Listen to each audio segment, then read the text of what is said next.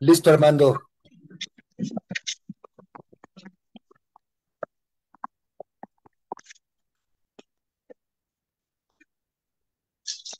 Tu micrófono. Digo, si Martín pudiera apagar su micrófono, creo que Ya Víctor está te lo... listo, ya lo apagué. Ok, Perfecto. ahora sí, pues, entonces, muy buenas noches. Sean bienvenidos a esta mesa redonda titulada Sin Maiceros no hay país. Una mesa redonda, un evento que organizan Del Campo y el Circo Maya, con las intervenciones ya aquí presentes de Víctor Quintana, de Héctor Arronte, de Martín Solís, de Tajín Romero, a quienes agradecemos su participación. Moderaré yo, Armando Bartra. En estos días el tema del maíz se ha vuelto noticia por las movilizaciones en diversos estados de productores de este y otros granos que ante la caída de las cotizaciones demandan del gobierno precios remuneradores. El asunto es coyuntural, sin duda, pero el problema es de fondo, es estratégico y permite reflexionar sobre la cuestión de la soberanía alimentaria. Si los productores pequeños, medianos y grandes no encuentran remunerador el cultivo del maíz, dejarán de sembrarlo y nuestra dependencia alimentaria, que ya es grave, que ya es profunda, se incrementará. Hagamos un poco de historia. El gobierno de López Obrador se propuso dos grandes objetivos para el campo, no los únicos, pero dos grandes: reducir la pobreza y lograr la autosuficiencia alimentaria. El primero se alcanzó, entre otras cosas, gracias a programas de gran cobertura como Producción para el Bienestar, Fertilizantes para el Bienestar, Sembrando Vida. El segundo, en cambio, no se alcanzó. De hecho, la dependencia es hoy mayor que hace 7 años.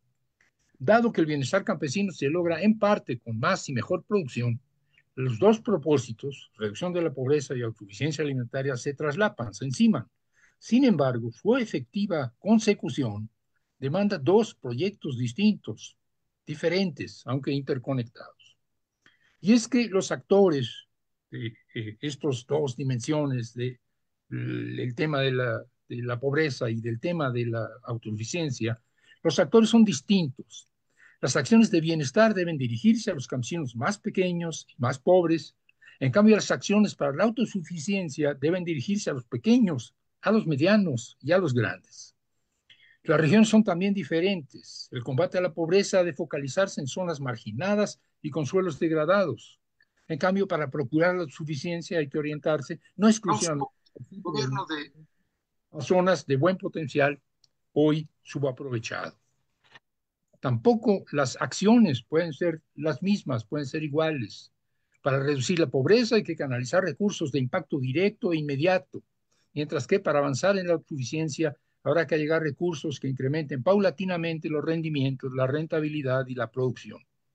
Y finalmente, las unidades de medida de las metas asociadas a los dos objetivos también son distintas. El bienestar se mide en personas y familias sacadas de la pobreza, mientras que la autosuficiencia alimentaria se mide en toneladas totales, rendimientos por hectárea, costo-beneficio, etcétera. Y tengo la impresión de que estas diferencias no siempre se tomaron en cuenta. De modo que los productores más comerciales, que buscan el bienestar, sin duda, pero también necesitan rentabilidad, puesto que invierten, y de los que depende en parte importante, no exclusivamente de ellos, el abasto de la demanda nacional, no fueron debidamente atendidos. Un ejemplo de desubicación, según las evaluaciones de Coneval, los grandes programas para el campo, de ellos, el que además de reducir la pobreza, aumenta la productividad y la producción, es Sembrando Vida, un programa que está en la Secretaría de Bienestar, de Desarrollo Social. Mientras que Producción para el Bienestar y Fertilizantes para el Bienestar, según las evaluaciones de Coneval, reducen sin duda la pobreza, pero no impactan significativamente ni en la producción ni en la productividad. Y están ambos en la Secretaría de Agricultura y Desarrollo Rural. Y a esto hay que agregar que el programa más eficaz para aumentar los rendimientos, la producción, la productividad, es un programa de frutas, maderables y hortalizas y muy marginalmente de maíz. La causa inmediata de las recientes movilizaciones es el desplome de los precios a resulta de la gran producción internacional y nacional, particularmente de maíz, y en interlocución con el gobierno se le están buscando salidas. Esto es plausible. Pero la crisis coyuntural es también una buena oportunidad de reflexionar sobre el problema de fondo y avanzar en el diseño de las políticas, programas y acciones que hacen falta para que, con la participación decidida de los pequeños, los medianos y los grandes productores, se logre la anhelada autosuficiencia alimentaria. Por eso estamos aquí y voy a presentarles, antes de darles la palabra, para no tener que interrumpir después con pequeñas semblanzas, la semblanza de los cuatro participantes.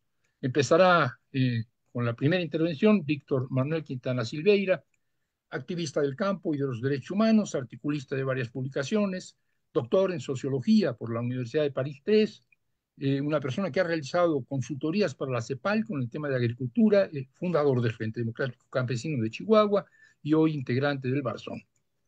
Tajín Romero Estañol Zabaleta es el director ejecutivo de la Asociación Nacional de Empresas Comercializadoras de Productores del Campo, de la ANEC, especialista en comercialización agrícola y políticas públicas orientadas a fortalecer la comercialización y a los productores. Ha impulsado el desarrollo de cadenas productivas y de valor y se desempeñó como director de vinculación para pequeños y medianos productores de la SADER.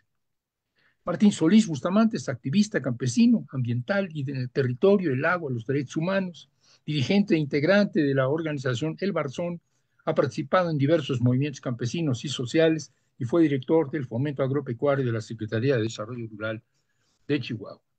Héctor Arronte Calderón es licenciado en Derecho y en Administración de Empresas, con maestría en Finanzas y doctorado en Administración Pública, especializado en políticas públicas para América Latina. Ha impulsado proyectos de emprendimiento, economía colaborativa y vinculación empresarial. Es autor del libro Atrévete a Emprender. En el servicio público se desempeñó como subsecretario de Industria y Comercio de la Secretaría de Economía del Estado de Puebla. En la Secretaría de Agricultura y Desarrollo Rural fungió como director general de agregación de valor y comercialización y actualmente es coordinador general de producción agrícola y ganadera de la SADEF. Los que he mencionado, en el orden en que los he mencionado, tendrán 20 minutos para su primera exposición y al final otros 10 minutos adicionales para reaccionar, si así lo desean, a lo dicho por los otros tres participantes. Y sin más, le cedo la palabra a Víctor Manuel Quintana Silveira. Víctor, adelante.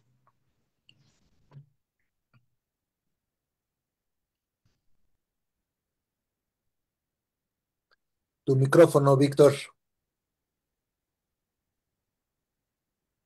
Muy buenas tardes. Agradezco mucho a la Jornada del Campo, a Armando, a Enrique, su invitación y a los compañeros con los que tengo el gusto de alternar ahora, con Tajín, con mi amigo y colaborador Martín, con Héctor Arronte, y hace un año que tengo buenos recuerdos. Agradezco mucho que estemos en este evento. Pero realmente yo mencionaba poco más de casi un mes, están cabalgando de nuevo los actores rurales. Un grupo de actores rurales que no había cabalgado, que no se había movilizado con tal intensidad desde los años mediados de los 90, cuando se dio la crisis de las carteras vencidas. Y me refiero a las clases medias rurales. Las clases medias rurales, o sea, los pequeños productores, medianos, incluso algunos grandes productores, fueron los primeros afectados muy visiblemente. No hablo de los que fueron afectados, pero optaron por salidas no tan visibles como de emigrar, que fueron muchos productores campesinos, 2 millones de productores campesinos, que en los primeros años del neoliberalismo en el campo.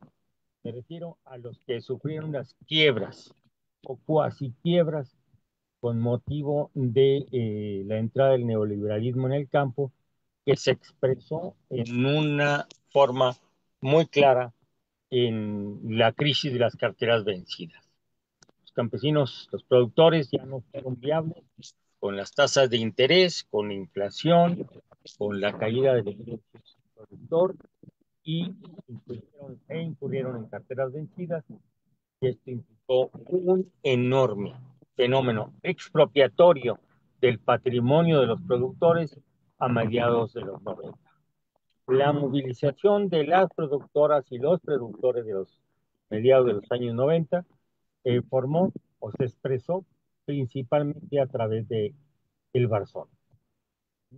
Esta movilización logró detener un poco la voracidad de los bancos, detener un poco la voracidad expropiatoria del neoliberalismo y colocar a los productores al menos otra vez en calidad de productores, de empezar a volver a producir.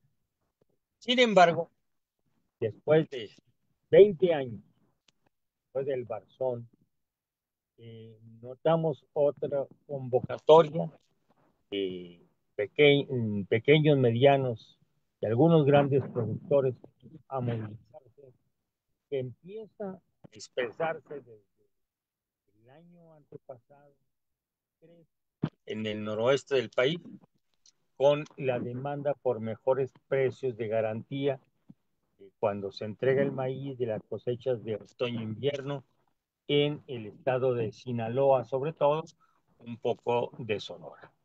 Esto llevó a que en la primavera de abril, mayo de 2023 se diera la primera crisis, las primeras movilizaciones, y el gobierno de Andrés Manuel López Obrador tuviera que acudir en auxilio de estos productores del noroeste del país y se lograra por primera vez mejorar los precios al productor en aquella región del país.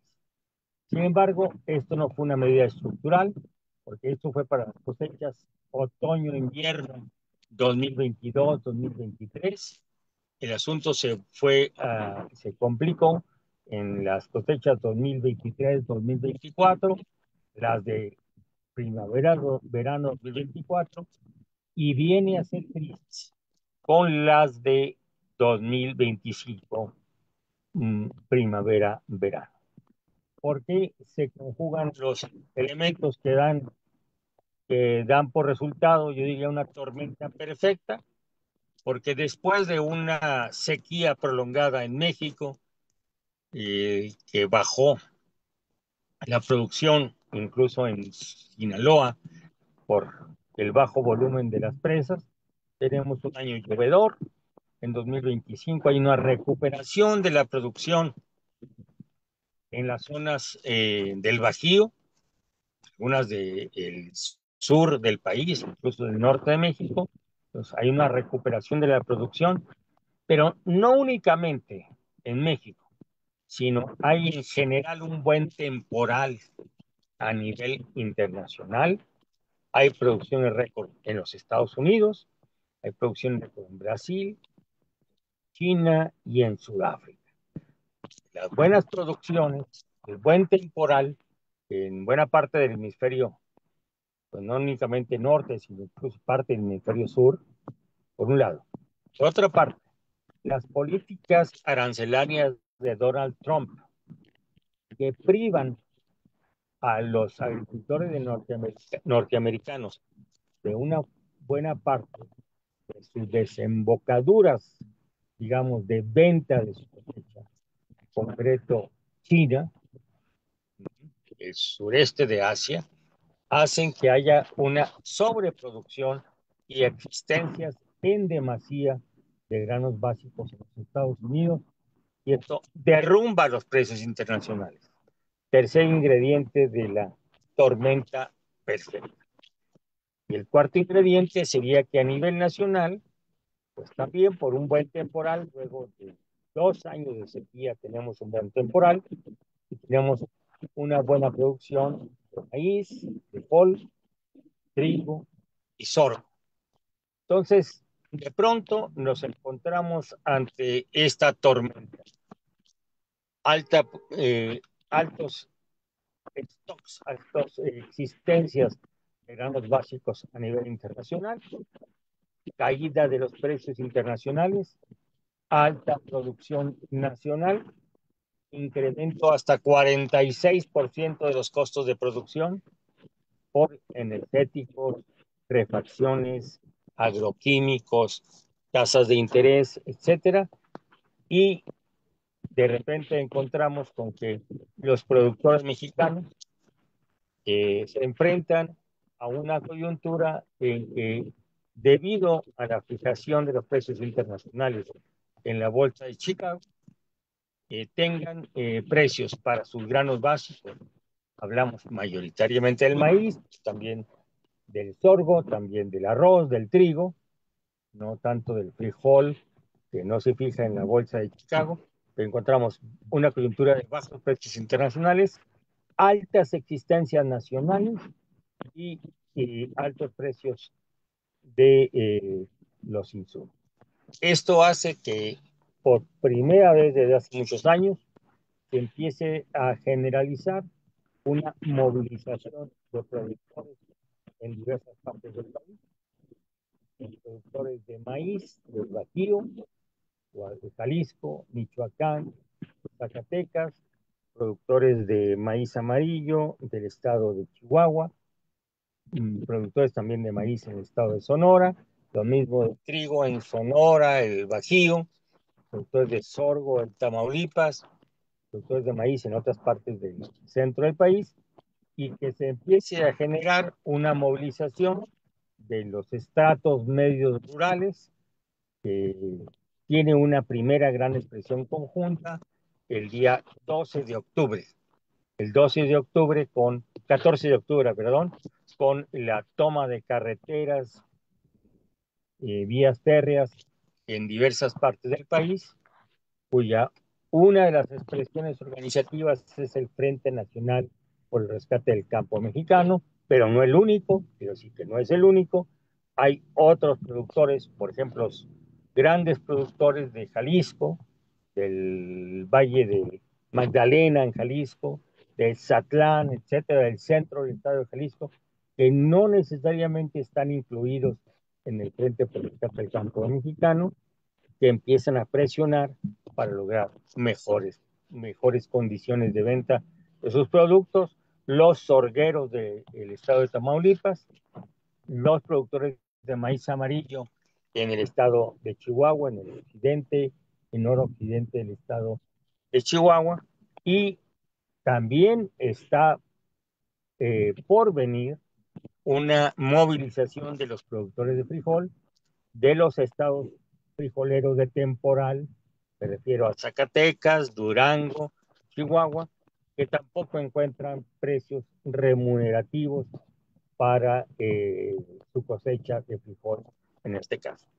Entonces, por primera vez estamos enfrentando ahora en el siglo XXI una movilización generada, sobre todo del centro al norte del país, de productores medianos, productores grandes, que ante la caída de los precios internacionales, el aumento de los costos de producción, están pidiendo precios de garantía suficientes y remuneradores, y que el gobierno, por sus restricciones presupuestales, el gobierno federal en este momento no está en posibilidad de atender. Yo así pondría el tapete para las siguientes exposiciones.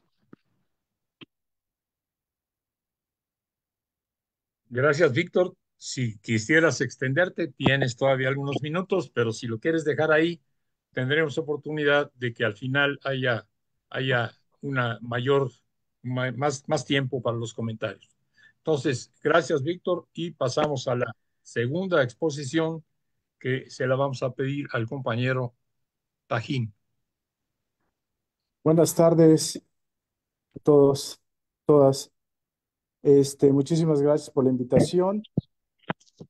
Espero no repetir muchas cosas. Realmente Víctor hizo un análisis muy profundo, me dejó poco. Pero bueno, es importante mencionarles que como ANEC nosotros hemos estado muy preocupados, muy vigilante de cómo se ha estado manejando la comercialización del primavera-verano y lo hemos hecho en varios espacios manifestándonos sobre un reclamo, sobre la atención que se merece el campo actualmente. Realmente venimos con una experiencia de muchos años en todos estos temas. Creo que todos vamos a coincidir en este tema.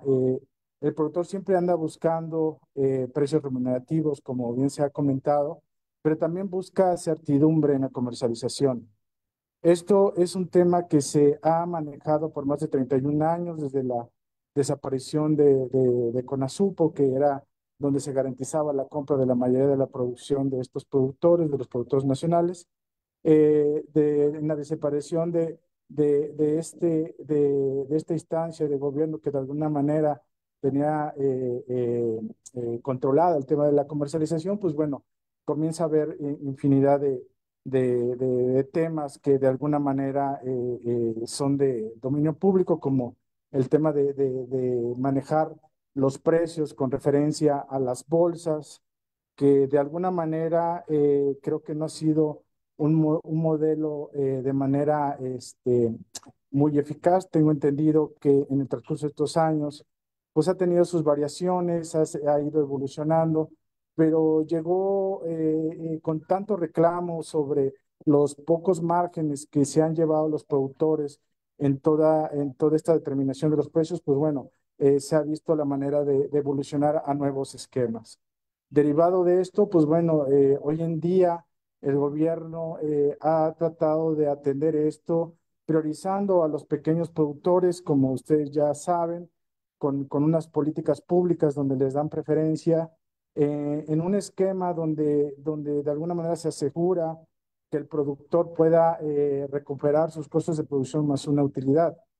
La idea es de que pudiera esto, el reclamo de muchos de estos productores es que este tipo de esquemas deberían de ser homologados para todos, sin distinción. La idea es de que en el sexenio pasado se manejó esto de manera muy importante, hay mucho beneficio en todo esto con productores que son beneficiados en las compras directas del gobierno, en tanto maíz como frijol, pero la idea es extenderlo a otros productos. Ha habido reclamos muy, muy importantes de extenderlo a sorgo, de extenderlo a café, a otros granos que de alguna manera son importantes ser atendidos por parte del Estado, ¿no? Derivado de esto, pues en este ciclo, pues como bien lo comentó Víctor, hay un panorama muy, muy adverso. Lo manejó muy bien como la tormenta perfecta. Realmente están influyendo muchas características que se están suscitando en el país, que de alguna manera esto lo han incrementado o de alguna manera ha rebasado las necesidades que de alguna manera tiene el productor. Realmente hoy estamos en una situación de pérdida de rentabilidad en el campo, que de alguna manera los productores han manifestado de manera auténtica en sus movilizaciones. A mí una de las cosas que sí me extrañan es que nada más se vea al Bajío como parte de la problemática. Realmente es una problemática nacional. No nada más es el Bajío donde se produce maíz.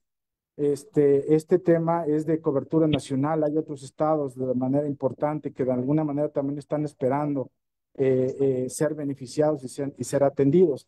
Esta parte yo creo que es importante resaltarla.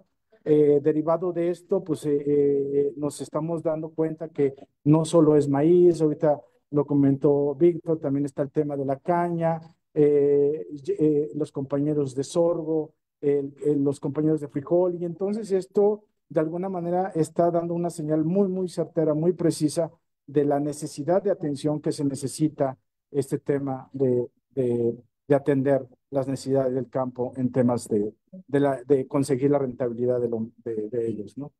Ahora bien, cuando hice mención sobre muchas características que están interviniendo en todo este panorama, es importante resaltar que venimos de la pérdida de una banca que está dedicada al campo para temas de financiamiento. Es una decisión que de alguna manera tomó el gobierno, donde considero que no se visualizaron los impactos. Hoy en día La mayoría de los productores están a la deriva con intermediarios financieros que de alguna manera hacen poco competitiva la actividad. Esto es importante resaltarlo, ¿no? Hay otros actores como el tema de los incrementos en la logística, incrementos en muchos de los costos que si hiciéramos un balance del 2018 a la fecha, pues son incrementos del más del 100%, ya sea en insumos, ya sea en servicios, pues bueno, todo esto de alguna manera al día de hoy, pues ya el productor llegó a su máximo, ¿no? El tema de inseguridades en la carretera, muchos problemas en las zonas de producción, que de alguna manera esto pues ha convertido esta actividad económica que de alguna manera debería de tomarse como un tema de seguridad nacional, pues bueno, el productor ha visto que se le ha dejado a un lado, se le ha ignorado, porque reclamos ha habido en muchos de estos temas desde el sur hasta el norte, o sea, y realmente con todo lo que se está dando en el sector agrícola, pues muchos de ellos se han sentido ignorados. Al día de hoy, la respuesta es lo que ya conocemos con este paro de carreteras, con inconformidades, con reclamos.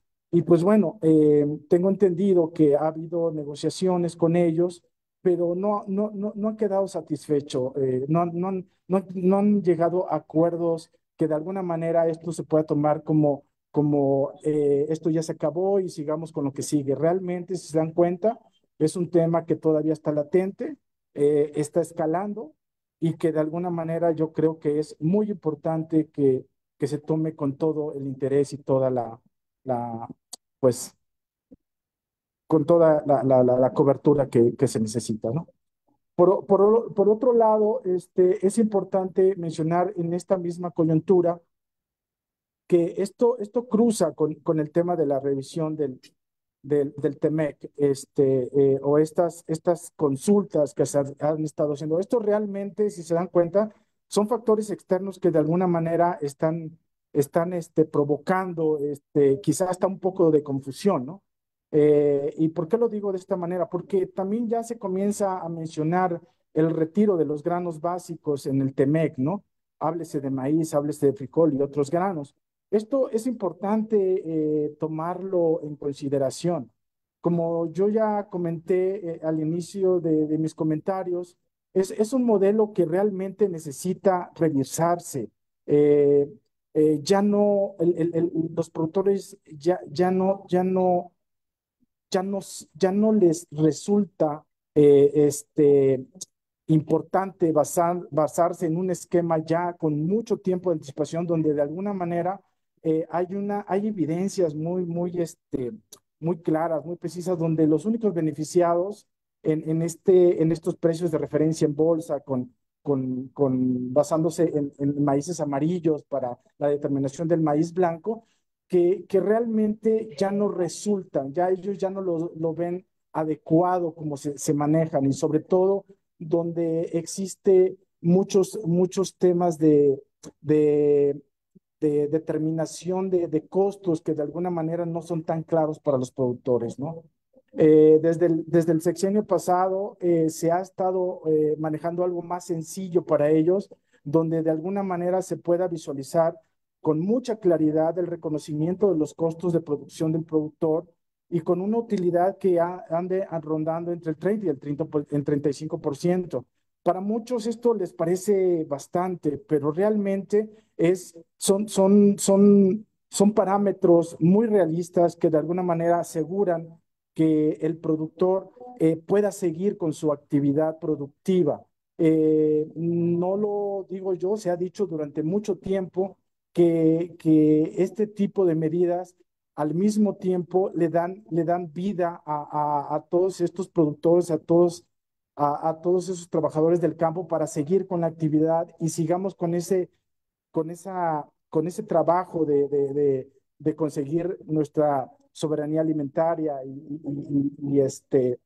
y poder producir los alimentos que necesitamos, ¿no? Yo quisiera manejarlo con estas características. Realmente esta conversación daría para más, sobre todo por muchos de los temas que están involucrados en el tema de la comercialización. El tema de la producción es un tema, ahí se necesita echarse un buen clavado con ese tema. Realmente se ha hablado mucho, he escuchado que se está tomando en consideración un ordenamiento de la producción de tal manera de que se pueda manejar con mucha precisión una producción que vaya de acuerdo al consumo nacional y que vaya a prueba de rajones. Y lo quiero decir con esas características porque tenemos esa problemática cuando comenzamos a hacer acuerdos. Tenemos por experiencia que en muchas de estas negociaciones a veces me ha tocado ver la falta de compromiso de los compradores. Es muy triste manejarlo de esta manera, ¿no? Realmente, si se dan cuenta, como que estamos muy enfocados a verlo desde la trinchera del productor, pero realmente yo creo que deberíamos también hacer lo mismo con los compradores nacionales, porque necesitamos ordenar los consumidores, necesitamos invertir tiempo en este tema. O sea, realmente debe de haber compromisos serios donde de alguna manera exista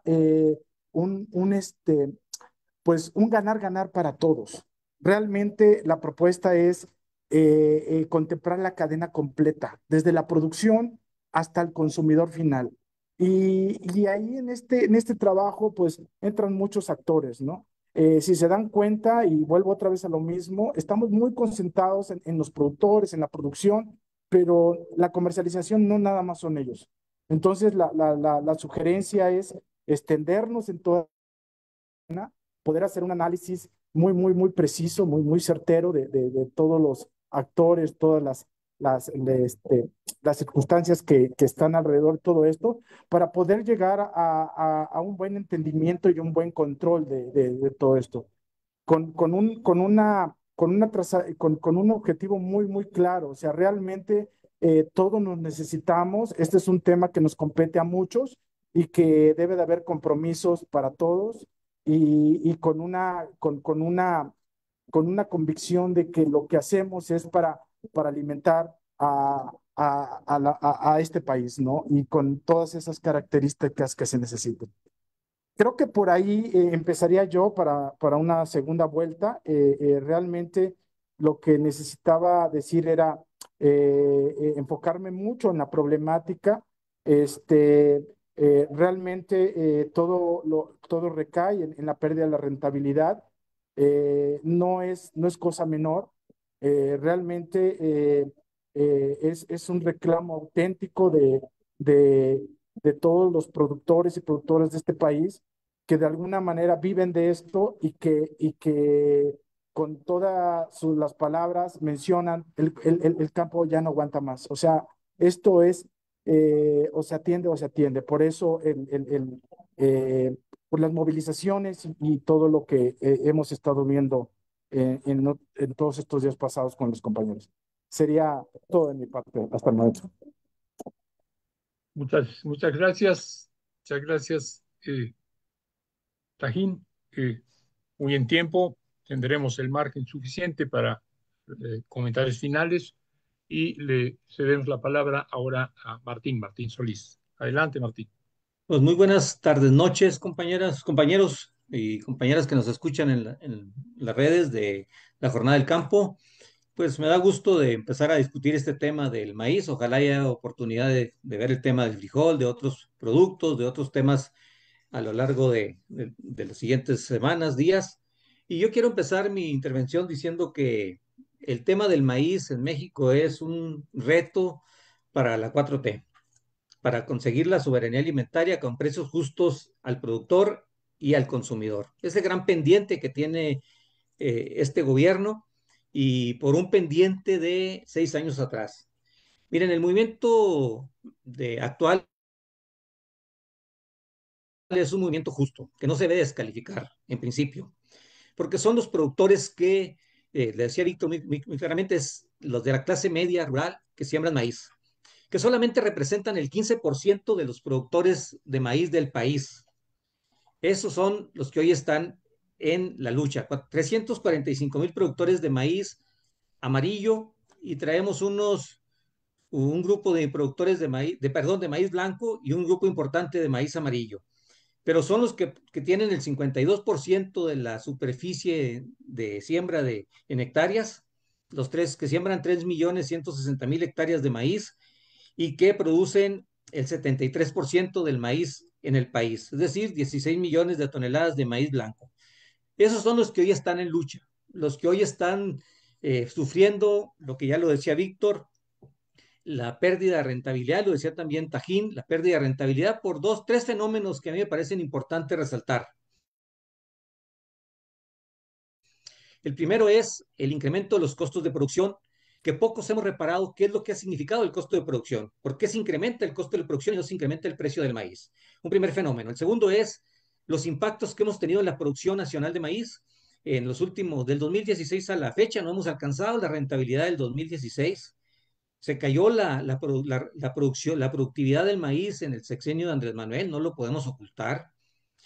En ese sexenio salieron 1.120.000 hectáreas de la siembra de maíz entre pequeños y medianos productores. No es cosa menor. Y lo más lamentable, salieron 1.7 millones de productores. Están los datos del INEGI de la política de la pobreza multidimensional. 1.7 millones de productores salieron en comunidades menores a 2.500 habitantes. No es cosa menor, es un tema, un reto muy fuerte para este actual gobierno. Es un dato muy, muy brutal, muy fuerte, de que hayan abandonado el campo en el sexenio de Andrés Manuel 1.7 millones de campesinos o de familias campesinas que salieron de unidades de menos de 2.500 habitantes. Entonces, planteo que es un movimiento actual, es una lucha justa. Han sido afectados por diversos factores, ya lo decía, desde hace varios años, no es de ahora, y se requiere mucha sensibilidad y mucha prisa al mismo tiempo para atenderlos. Mucha sensibilidad y mucha prisa. El gobierno yo lo veo muy pasmado, con el perdón de Héctor Arronte, está muy pasmados, porque no estamos hablando de las toneladas del Bajío, estamos hablando de 16 millones de toneladas de maíz blanco que salen al mercado. Ese es el gran reto, ese es el gran problema que tienen. Y no va a haber recursos suficientes para resolverlos con recursos del pueblo, recursos públicos. Y planteo de inicio que no hay una planeación agropecuaria en México, ¿no? No hay una planeación agrícola para atender la demanda de alimentos. Pareciera que la ley es que cada quien siembre lo que quiera con los recursos que tenga, aunque el mercado lo demande o no lo demande. Esa es la ley del mercado agrícola en este momento. No hay planeación y hay que reconocerlo, ¿no? No se ha rediseñado la política agropecuaria para producir alimentos sanos y de calidad. Se han orientado los recursos, no los podemos reducir a algo menor. Va dirigido a los pequeños productores, pero eso representan solamente 2.100.000 unidades de producción rural o 2.100.000 productores de los 4.6 millones de productores rurales que hay en el país, o de los 4.3 que nos dedicamos a la agricultura, concretamente, no a otras actividades pecuarias, ¿no? Entonces, eso es un problema que nos complica, por un lado, redirección de los recursos al sector de los más pequeños, donde se va destinado el recurso de producción para el bienestar. Yo lo sigo manejando como el Procampo salinista, y el nuevo programa de fertilizantes del sexenio pasado y que hoy continúa, y el programa de precios de garantía, que nada más son beneficiarios, y ahí me corrige Héctor, 90.000 productores mexicanos. Nada más 90.000 reciben cerca de 15.000 millones de pesos. Entonces, eso es un tema gravísimo, ¿no? Y por otro lado, tenemos los grandes ganadores del Tratado de Libre Comercio, del comercio internacional, de estas políticas, que son los grandes productores o los agroexportadores, que a ellos se redirige el 90% de los recursos de FIRA. No ha habido un cambio en la política de financiamiento rural, sigue dirigido hacia ese sector. Entonces, ¿qué significa esto? Castigar a los que siembran para vender al mercado nacional, con políticas de desprotección al mediano productor, o sea, sin financiamiento, sin contratos de comercio justos, sin agregación de valor regional. El otro fenómeno es el aumento de los costos de producción, principalmente dos fenómenos. El tema del fertilizante en el 2022, por la guerra de Ucrania, donde se disparó de 7.500 pesos el urea, que es la fuente de nitrógeno indispensable para producir maíz, de 7.000 pesos, 7.500 hasta 22.000 pesos la tonelada. Y que aún, hoy que se ha tratado de estabilizar, no baja de 17.500 pesos. Ese es el primer gran impacto a la producción de maíz que sale al mercado. Ese es el primer gran impacto, ¿no? El segundo gran impacto, pues, es la caída del precio internacional. O, si no, la caída al sostenerse en $167 la tonelada de maíz en el mercado de Chicago, más las bases, que es la diferencia entre lo que cuesta ponerlo en la zona de consumo en México. Y eso nos da precios diferenciados en las regiones. Y luego tenemos un tercer impacto que les decía, que es el cambio climático. Pareciera que no lo tomamos en cuenta, pero ha tenido impactos en la producción. Les decía, del 2016 a la fecha no hemos alcanzado los niveles de producción de maíz en este país. Nos duele mucho a los que somos cercanos a la 4T decir, oye, 6 años de Andrés Manuel y en uno de Claudia no hemos alcanzado los niveles que traíamos en 2018, 2017, 2016 en producción de maíz. Y les decía, lo más brutal, hemos reducido 1.130.000 hectáreas en la siembra de maíz en este país, ¿no? Tenemos un problema muy grave, un cuarto problema, que es el oligopolio y el oligopsonio del valor agregado al maíz. Sé que no es bueno hablar de la soga en la casa del horcado, ¿no? Pero Maseca, Minsa, las engordadoras, y lo digo por Minsa en específico, pero tienen el oligopolio y el oligopsonio. Ellos deciden el precio de compra y el precio de venta de los productos transformados. Es decir, la harina, la carne, el huevo, la leche. Y eso es un problema gravísimo. Ordenar el mercado no es ordenar a los productores comercializadores, es ordenar a los que le agregan valor. Y ahí está el gran debate que tenemos que empezar a dar. Miren, no es posible que en 2006 el precio de la tortilla era de 13 pesos con 40 centavos el kilogramo. Perdón, sí, eso era en el precio de la tortilla en tortillería y a 9.97 en tiendas de autoservicio, que en tiendas de autoservicio hay que decir que es un maíz de bajísima calidad. Quien compre tortillas en una tienda de autoservicio va a ver la calidad de la tortilla. Bueno, pues hoy andamos en precios de 26 pesos en la tortillería, 28 pesos, 26, 27, 28 pesos el promedio en tortillería de 2016 al 2025. ¿Ah? Otro grave problema es que el actual gobierno no ha reconstruido el sistema de almacenamiento de granos. Dependemos de los almacenes nacionales de depósitos privados, ya sea a Almer o al sur. Y no es de ahora, es de hace 20, 25 años. No tenemos almacenes nacionales de depósitos, no tenemos la CONASUPO de la que hablaba el compañero Tajín, y dependemos pues de la logística o del almacenamiento de las cadenas privadas. La logística de transporte también es un grave problema, ¿no? Ferromex principalmente, Ferrosur, que tienen el control de la movilización del grano, tanto para importarlo de Estados Unidos como para moverlo internamente, ya sea por el Pacífico, por el Atlántico, sea por el corredor transísmico, pero dependemos de Ferrosur o Ferromex. Y algunos datos así muy rápidos, ¿no? El 48%, ya lo decía, de los productores nacionales nos dedicamos a la siembra del maíz, un poco más, pero solamente 2.1 millones, el 48% tienen apoyos de los programas federales. Pero el programa federal a los pequeños productores en promedio son 14.000 pesos anuales. Hoy resulta más rentable ser un adulto mayor que recibe 36.000, 38.000 pesos anuales de apoyo del programa que ser agricultor. 14.000 pesos es el apoyo que se recibe del Procampo Salinista y del programa de fertilizantes, los 300 kilos por productor, no por hectárea, por productor que se reciben en el país. Eso es un tema. Además, 8.000 pesos son en efectivo y 6.000 pesos en especie en el caso de los fertilizantes, ¿no? Y luego con una gran contradicción. Muchos hemos defendido el tema de los biofertilizantes, de una agricultura diferenciada, en contacto con la naturaleza, pero hoy entregamos cerca de 15,000 millones de pesos en fertilizantes. Y digo entregamos como país, 15,000 millones de pesos en fertilizantes químicos. Y les decía, entre 85,000 y 90,000 productores reciben 15,000 millones de pesos de programa de precios de garantía, ¿no? ¿Cuál es el problema que les decía de el despoblamiento rural? Entre el 2016 y el 2024, según datos del INEGI, en los datos de pobreza multidimensional publicados en agosto del 2025, salieron 1.7 millones de personas de comunidades rurales menores a 2.500 habitantes. ¿Por qué fue? Pues porque no hubo oportunidades de vida, por el desplazamiento de la violencia, que hay que reconocer es un problema muy grave en diversas zonas del país.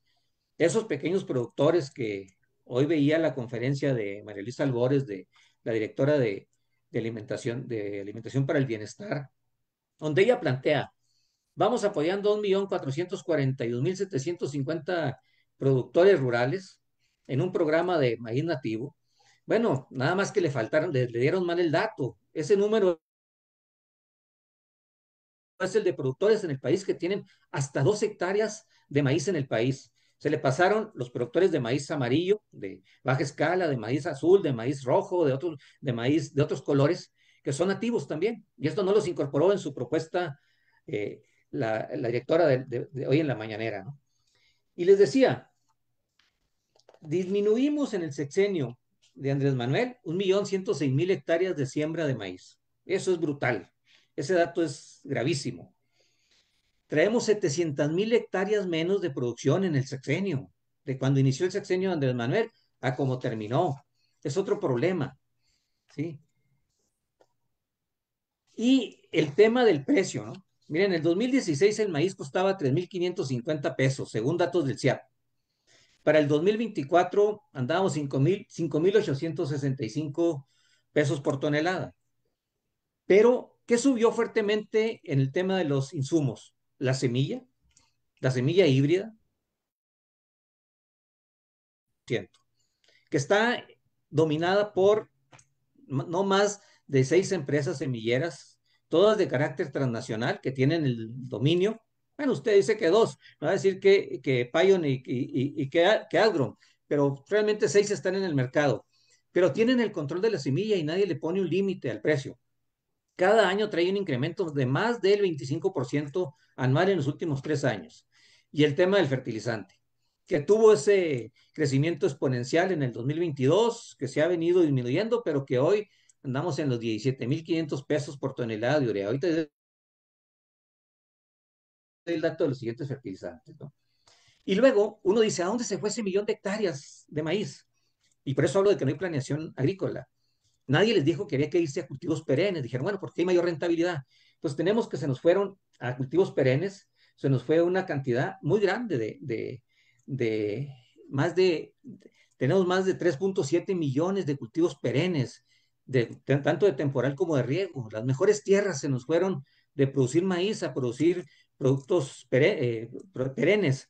Algunos por rentabilidad, otros por moda, pero sin planeación. Y ahí está un grave problema que tenemos hacia el futuro muy temprano que le va a tocar a Héctor enfrentar con esos productores de cultivos perennes, ¿no? Un dato más que quiero darles, ¿no? ¿Quiénes ganan, quiénes pierden en este tema de los precios del maíz? Miren, según los análisis de costos de producción, y esto es de agrocostos de FIRA, no lo estamos inventando. Primero, los costos regionales son diferenciados y es muy importante tenerlos en cuenta. En Jalisco, entre el 2016 y el 2024, se incrementó en 111% los costos de producción, pero hubo una caída en la utilidad de 56%.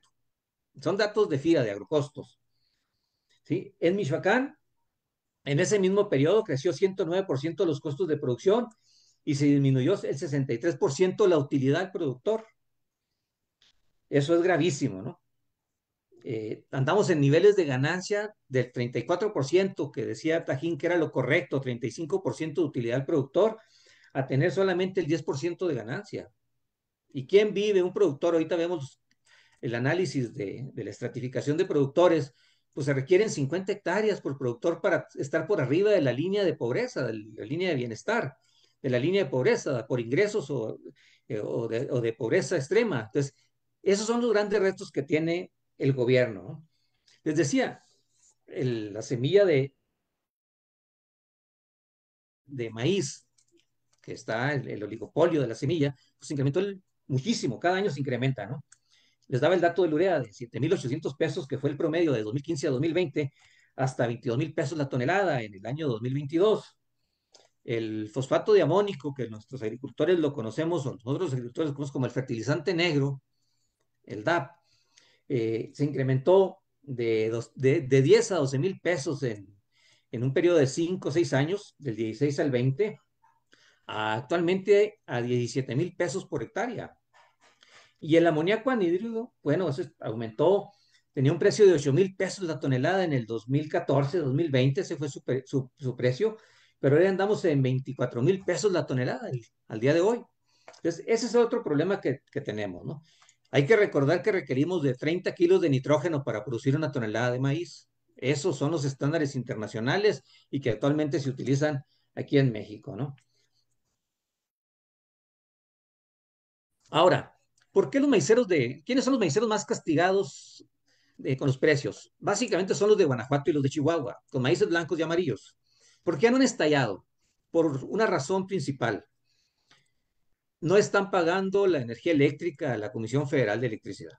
Hay una lucha de 24 años donde no le estamos pagando la energía eléctrica a la CFE. No de este sexenio, ni del anterior, es desde Fox. Una lucha que dimos que cuando fue la ley de energía para el campo, por eso hemos resistido en el campo. O sea, aunque levantemos 16 toneladas 16 toneladas por hectárea de maíz, apenas salimos. Y porque sembramos arriba de los 60 hectáreas por productor, pero no le pagamos a la CFE. Por eso hemos resistido y no hemos estallado. Por eso las movilizaciones en Chihuahua han estado disminuidas. Pero eso no debe de ser el beneficio del gobierno. Tienen que buscar una salida, ¿sí? Entonces, ¿qué se requiere? Ahorita lo dejo para un segundo momento, pero a ver, se requiere mucho trabajo. Ordenar el mercado del maíz es ordenar, sí, el precio al productor, un precio digno que hay que estimarlo. Algunos dicen que el 10% de utilidad, nosotros decimos que el 30% de utilidad. Yo invierto 50,000 pesos por hectárea porque en eso andan los costos por hectárea.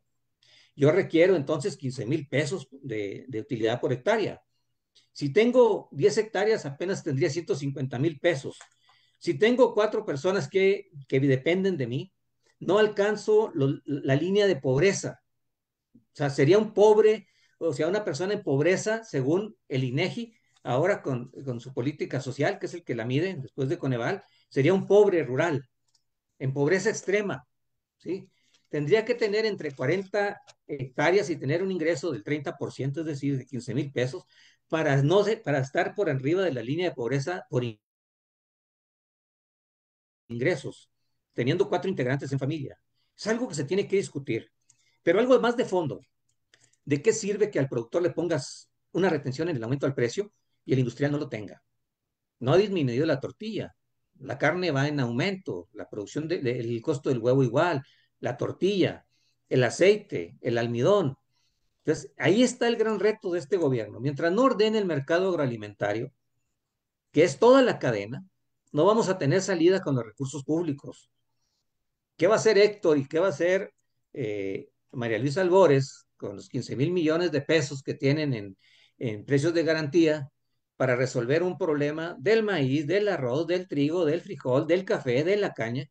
Imposible. Eso lo entendemos.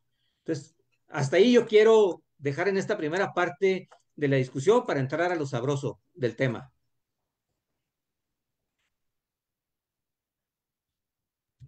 Gracias, muchas gracias, Martín. Ya llegaremos a lo sabroso del tema, pero necesitamos la última intervención de esta primera ronda que le corresponde a Héctor Arronte, a quien le pedimos que tome la palabra. Encantado, Armando, Martín, Tajín, eh, todos los que nos hacen favor de acompañar, querido Víctor Quintana, un honor compartir con ustedes. Ante la coyuntura internacional que se está viviendo en un mercado abierto, La presidenta Claudia Sheinbaum nos convoca a todos los mexicanos y a todas las mexicanas a fortalecer la soberanía de nuestra nación. Nos ha convocado a fortalecer la soberanía energética, la soberanía tecnológica y la soberanía alimentaria. Y para ello, desde el Plan México hay 18 acciones donde la acción número 1 nos habla acerca de la autosuficiencia alimentaria. Y la presidenta ha instruido al doctor Julio Verdeguer y a todo el sector coordinado de la Secretaría de Agricultura a incrementar la capacidad productiva de la nación en aquellos granos que garantizan nuestra soberanía alimentaria. Pasar de 875,000 toneladas de cultivo de frijol a 1.1 millón de toneladas, de 221,000 toneladas de arroz a 450,000 toneladas, de 13 millones de litros de leche a 15 millones de litros de leche, y en el tema que hoy nos ocupa, pasar de 21.8 millones de toneladas de producción de maíz blanco a 25 millones de toneladas. Y en todos estos esfuerzos, la presidenta nos instruye a tener dos principios básicos para todos aquellos que servimos en su gobierno, en su administración y en la construcción del segundo piso de la cuarta transformación. La soberanía alimentaria debe buscar el bienestar de las productoras y de los productores, y además debe buscar el bienestar de las familias de México que vivimos gracias a la producción del campo y de nuestros productores. Esto implica una coordinación de esfuerzos para elevar las capacidades productivas, pero con una perspectiva de justicia social. Tenemos que elevar la capacidad productiva de la nación con una perspectiva de justicia social. Que aquellos que nos dan de comer coman bien, vivan felices. Y para ello se han iniciado ya muchísimas acciones donde podemos ver el fortalecimiento de programas como fertilizantes para el bienestar, producción para el bienestar, el acompañamiento técnico desde las escuelas de campo y el crecimiento de alimentación para el bienestar en sus capacidades de acopio, de compra. Y el día de hoy con un gran anuncio que hace la presidenta Claudia Sheinbaum en el enfoque a los maíces nativos a través del maíz es la raíz. Esto también implica una intervención del Estado en la comercialización de los granos. No solo se trata de elevar la producción, sino de intervenir los procesos de comercialización para mejorar la calidad de vida de los pequeños productores, de los medianos productores y toda la cadena productiva, a través de múltiples acciones que ya están en marcha. Una muy importante es el Acuerdo Nacional Maíz Tortilla, el crecimiento de las capacidades de acuerdos directos de comercialización para la eliminación de intermediarios, el crédito Cosechando Soberanía, que incluye múltiples beneficios, los más importantes, el subsidio de tasa para pequeños productores, para medianos productores, la protección con seguros a los cultivos, los incentivos al precio, que se han hecho anuncios recientes muy importantes, y el nuevo sistema mexicano de ordenamiento y comercialización del maíz, en el marco del cual agradezco muchísimo la oportunidad de escuchar a quienes me antecedieron en la palabra, con toda su experiencia y con toda su sensibilidad de las áreas de oportunidad que se tienen para mejorar la producción y la calidad de vida de los productores. Como todos saben, ante la caída de los precios internacionales, y Armando nos hizo una introducción muy importante al respecto, y mi querido Víctor Quintana una narración histórica de cómo llegamos a esto. A finales de octubre se iniciaron unos diálogos reforzados, fortalecidos con los productores, que nos han permitido hacer más anchos los puentes de comunicación y estrechar la vinculación, la comunicación y el diálogo con todos los productores de la cadena productiva maíz tortilla. Nos ha llevado a fortalecer el acuerdo maíz tortilla, que está acelerado y que busca esta justicia entre el precio que, como bien narran, de la tortilla subió durante el periodo de guerra de Rusia, Ucrania, y la lamentable crisis que tuvimos, ¿no?, por la pandemia, y que no ha vuelto a bajar. Y el acuerdo maíz tortilla lo que busca es la estabilización de los precios de la tortilla principalmente por el bienestar de las familias consumidoras, pero también la vinculación directa de los pequeños productores con la cadena de valor más importante del maíz, que es el consumo de la tortilla. El incremento de la capacidad de acopio, de la capacidad de compra de alimentación para el bienestar, como ya decíamos, la reciente presentación del programa de El maíz es la raíz, y los diálogos que se están haciendo en este momento y que nos permite también este foro enriquecer de manera muy importante el diagnóstico, más que diagnóstico, la construcción de esta idea común para tener un nuevo sistema de ordenamiento y comercialización del maíz con esta perspectiva de justicia social, de valoración de los productores, pero también de valoración de nuestros maíces, de nuestra raíz en el maíz como pueblo de México, de nuestras 59 especies nativas que conservamos en el quehacer diario de los pequeños productores en el campo mexicano, de la producción para la autosuficiencia, que no necesariamente está vinculada con los pequeños productores, como bien lo decían, ¿no?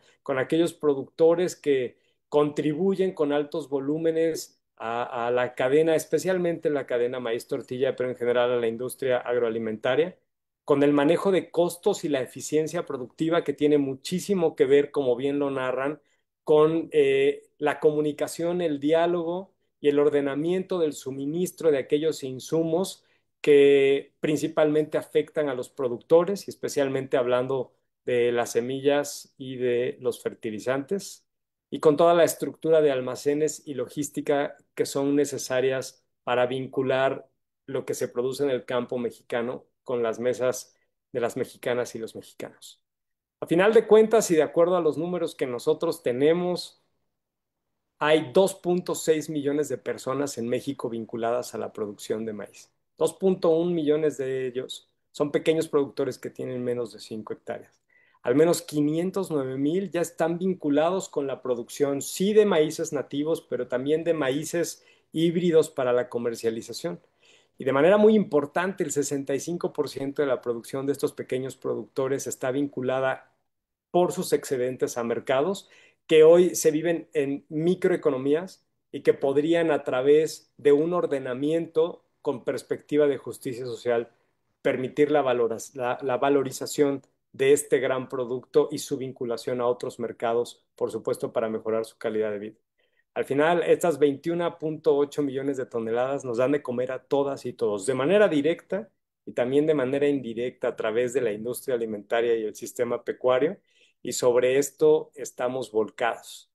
Y para entrar un poco en materia, los últimos días, ¿no? A raíz de estos diálogos de octubre, han volcado al gobierno a acelerar un proceso que ya forma parte de su planeación, pero que se debió acelerar para atender a las necesidades de las circunstancias y para responder a la solicitud de las mexicanas y de los mexicanos, que es a quienes nos debemos y que hoy está dando resultados muy importantes a toda velocidad, con todo el esfuerzo de todas y todos los que servimos en la Secretaría de Agricultura y en general el Gobierno de México, con la instrucción de la presidenta Claudia Sheinbaum y su clara visión del bienestar de los productores, cuidando también el bienestar de las familias, principalmente aquellas familias que menos tienen, y abierto a dialogar y a complementar esta idea. Yo quedo muy agradecido. Sé que seguramente habrá muchísimas preguntas y cierro diciendo que la construcción del nuevo sistema de ordenamiento y comercialización está activa, hoy se está fortaleciendo, y que también el cumplimiento de los acuerdos que el secretario Julio Verdegué, acompañado con el subsecretario Yáñez, celebraron en la Secretaría de Gobernación en el finales de octubre para atender estas demandas de manera cercana, directa y con muchísima sensibilidad, están todos vigentes, y que los 7 acuerdos que se celebraron en esa sesión, todos se han cumplido, y que no paramos en el esfuerzo y en el empeño para cumplir a cabalidad con cada una de las acciones a las que nos comprometimos, empezando primero por esta apertura de ventanilla, empezando por el Bajío para los incentivos y apoyo a la comercialización,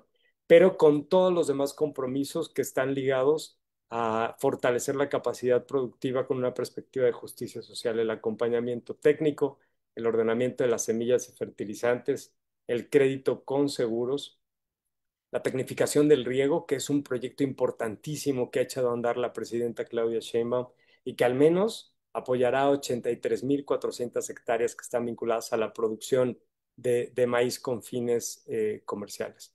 Entonces, es un gran reto. El maíz es sin duda el producto del campo más importante dentro del ecosistema social de México.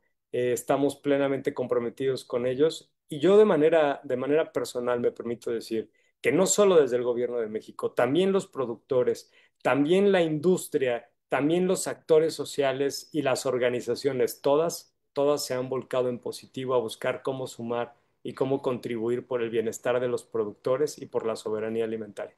Así es que son tiempos difíciles que nos llaman a estar unidos. La mejor forma de crecer es hacerlo juntos, hacerlo a través de la comunicación y el diálogo, y este espacio pues es una herramienta más que nos ayuda muchísimo a complementar el horizonte de oportunidad y de acción que se debe atender, y también pues de mantener un diálogo para socializar todos los esfuerzos que desde el gobierno de México se hacen por el bienestar de los productores, especialmente hoy los productores de maíz. Creo que podemos desde con esto iniciar un diálogo mucho más abierto. Como dice Martín, viene lo bueno. Y yo solamente decirle, Martín, el doctor Julio Verdeguer de manera incansable, está trabajando para dar resultados, y los resultados ya se están notando, y eso a nosotros nos llena de orgullo y de esperanza de saber que el esfuerzo vale la pena y que tiene sentido, y que al final de toda crisis nos veremos fortalecidos, y que el sistema de ordenamiento le dará a México una mayor autonomía en la definición de las condiciones comerciales que permitan proteger el consumo de las familias mexicanas y fortalecer la calidad de vida de los productores, que es lo más importante. Y bueno, con esto quedo atento y muy agradecido con la oportunidad. Muchas gracias, Héctor. Estamos todavía bastante a tiempo para la parte buena que dice Martín. Una segunda ronda, cuando menos, unos 10 minutos en la segunda ronda, puede ser menos. Algunos han sido más breves, otros han sido un poquito más amplios. Y empezaríamos en el mismo orden. Víctor Quintana, si así lo consideras, una segunda intervención, y yo avisaré haciendo movimientos cuando haya transcurrido 10 minutos. Con mucho gusto. Eh, cuando hicimos la campaña, cuando comenzamos la campaña, cuando sin maíz no hay país, al poco tiempo agregamos el sin frijol tampoco. Me acuerdo que fue una consigna muy clara de la Comisión Internacional el 1 de enero de 2020. Porque el frijol también es integrante de la dieta básica de México, aunque ha ido a la baja su consumo últimamente por razones culturales, pero sin embargo sigue siendo muy importante.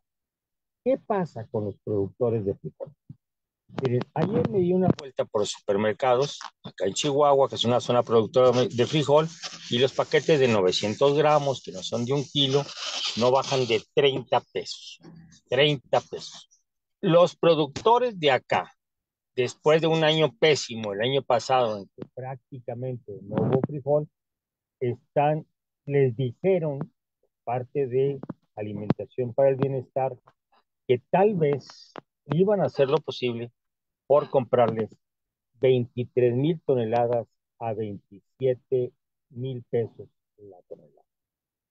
Esto animó bastante a los compañeros, los productores de frijol. Sin embargo, no se ha concretado y está muy lejos de concretarse por varias razones. Primero, no ha abierto la coordinación o la Alimentación para el Bienestar, no ha abierto los centros de acopio.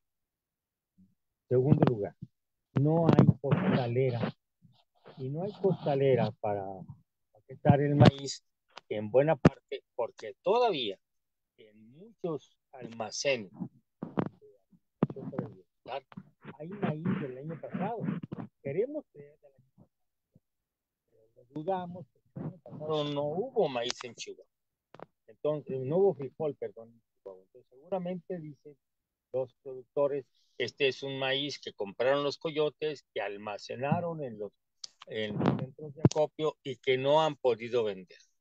Entonces se encuentran que no hay costalera para vender el frijol nuevo, que tienen existencias muy fuertes los, los almacenes de depósito de alimentación para el bienestar, y entonces que no se ha podido concretar el precio de 23,000 pesos por tonelada de frijol, y es quinto bit, cuando no baja de 30 a 36 pesos de 900 gramos, son paquetes de 900 gramos, lo que expenden en el supermercado.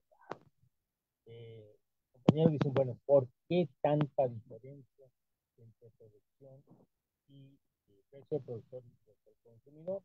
Y de nuevo vienen a la mente los intermediarios.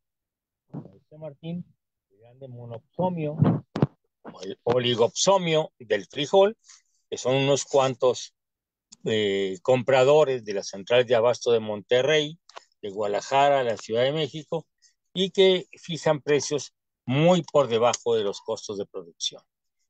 Los productores toman puntos de referencia muy básicos, pero muy contundentes. Dicen, hace 10 años, 2000, hace 15, 17 años, el, el frijol en el campo costaba, o lo pagaban lo mismo que ahora prácticamente, entre 12 pesos y 10.50. O sea, la mitad de lo que está anunciando Alimentación para el Bienestar que les pudiera comprar alguna cantidad. Sin embargo, entonces el precio de la gasolina andaba en 13 pesos litro. Entonces, más o menos hace 17 años se podía comprar 1 kilo de frijol con 1 litro de gasolina o viceversa. Ahora dicen, ahora la gasolina cuesta 24 pesos prácticamente, la más barata, y el frijol no ha incrementado su precio al productor en la misma proporción. Además de que no ha abierto Alimentación para el Bienestar sus bodegas para la compra. Los productores, acuciados por las deudas que contrajeron para el crédito de avío para el presente año, ustedes lo saben, nada más llueve y se les olvidan todos los cálculos matemáticos a los productores, y llueve y la esperanza los hace lanzarse a cultivar otra vez. Entonces dice, tenemos que pagar créditos para la semilla, que ha aumentado, créditos para los fertilizantes, créditos para los agroquímicos, para las refacciones, y al terminar el ciclo productivo, pues empiezan a caer sobre nosotros aquellos que nos prestaron para, para sembrar, nos habilitaron para sembrar, porque ya no hay bancos que habiliten los medianos productores, y con unos precios que no son de garantía, pero unos precios dominantes tan bajos, además de que no se abren los centros de acopio, pues no vamos a hacerlo. Entonces, aunque los productores de frijol de acá o de Durango o de Zacatecas, que son los principales estados productores de frijol de temporal, aunque los productores de frijol no se hayan movilizado todavía en la misma medida que se movilizaron los maiceros, hay inquietud, hay incertidumbre, y no nos extrañe que pronto haya también una movilización de productores de frijoles. Entonces hay que adelantarse, hay que ver cómo se logra un acuerdo político que haga que los compradores, vendedores de frijol de las grandes centrales de abasto, pues sacrifiquen un poco su margen de ganancia. De todas maneras van a ganar. Sacrifiquen un poco su margen de ganancia, que el gobierno federal y de los estados pueda agregar un poco, y los productores puedan animarse a vender y lo que es más importante, animarse a sembrar el próximo año. Porque si este año no hay buenos precios, ténganlo por seguro que la superficie sembrada el año próximo va a ser mucho menor y nuestra dependencia del frijol al extranjero va a ser mucho mayor. Entonces, nuestra soberanía alimentaria en frijol depende mucho de una pronta apertura de los centros de acopio oficiales, de un buen precio a un buen número de toneladas. Aquí en Chihuahua, máximo se habrán producido 60,000, pero en Zacatecas hay más de 300,000.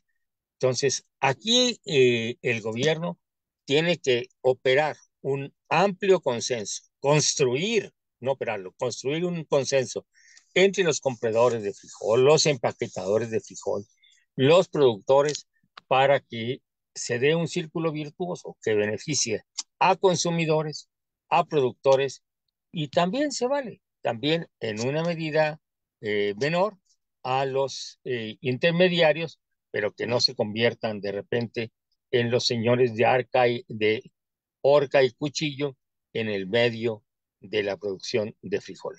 De lo contrario, si no se regula el mercado del frijol, vamos a incrementar gravemente nuestra dependencia en frijol.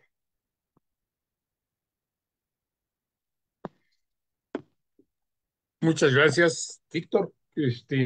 Pues seguimos en esta segunda ronda, ahora con Tajín. Si quieres tomar la palabra, creo que está ahí, no estoy seguro. Sí, Sí, ahí perdón. va. Es que me Adelante. aparece la ventanita aquí, dice, la reunión está grabando y transmitiendo en directo y me estorbaba, por eso no podía conectar. Pero bueno, gracias. Sí, tengo unos comentarios al respecto. Realmente, de manera muy respetuosa, quisiera comentarle a Héctor que hay muchas cosas que comentó hizo en sus comentarios que de alguna manera lo invitaría a revisar. Realmente, lo que esperamos hoy en día de la Secretaría de Agricultura es un poquito más de compromiso. Sabemos de muchas situaciones que se les están presentando, que creo que los están rebasando. La sugerencia es que se pueda establecer una buena coordinación, eh, que exista realmente una coordinación real con productores reales existentes en el país. Y esto lo digo con la idea de que se puedan acercar a organizaciones existentes de productores sin desacreditar el tema de la organización de productores con un tema de que, pues bueno, fueron muy apoyados en el pasado y guau, guau, guau. La realidad es que lo que les estoy tratando de transmitir es que necesitamos más manos para poder atender la problemática del campo. Y mucho de este trabajo se hace con aliados en toda la cadena. Mi comentario va muy dirigido a las organizaciones de productores. Se necesita poner atención, se necesita rescatar a muchas de ellas.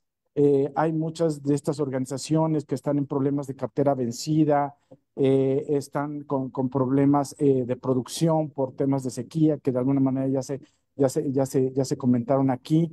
Existe un problema de relevo generacional de manera muy importante. Hay muchos productores de edad muy avanzada que de igual manera creo que es un punto muy, muy importante a revisar.